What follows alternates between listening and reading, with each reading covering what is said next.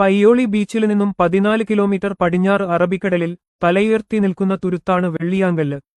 പയ്യോളി ബീച്ചിൽ നിന്നും നോക്കിയാൽ വെള്ളിയാങ്കല്ല് സാഹസികരെ പ്രലോഭിപ്പിച്ചുകൊണ്ടു തിളങ്ങി നിൽക്കുന്നതു കാണാം.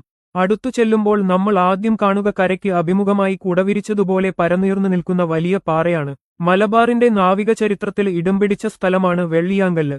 പോർച്ചുഗീസ് നാവികപ്പടയുമായി ഏറ്റുമുട്ടിയ കുഞ്ഞാലിമരക്കാരുടെ നാവികസേന വെള്ളിയാങ്കല്ലിനു പിന്നില് തോണിയില് പതിയിരുന്നു പോർച്ചുഗീസ് കപ്പലുകൾക്കുനേരെ മിന്നലാക്രമണം നടത്തിയിരുന്നുവത്രേ.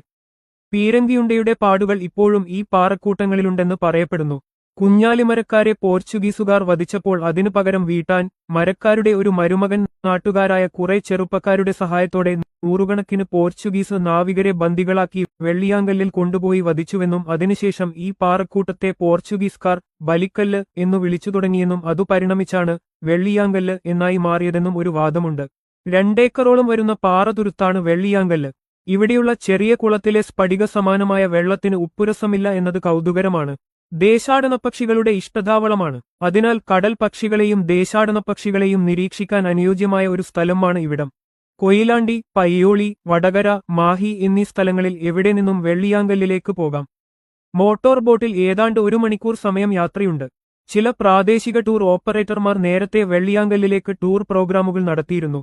ഇപ്പോൾ ഈ സ്ഥലം ഇന്ത്യൻ കോസ്റ്റ് ഗാർഡിന്റെ നിയന്ത്രണത്തിലാണ്.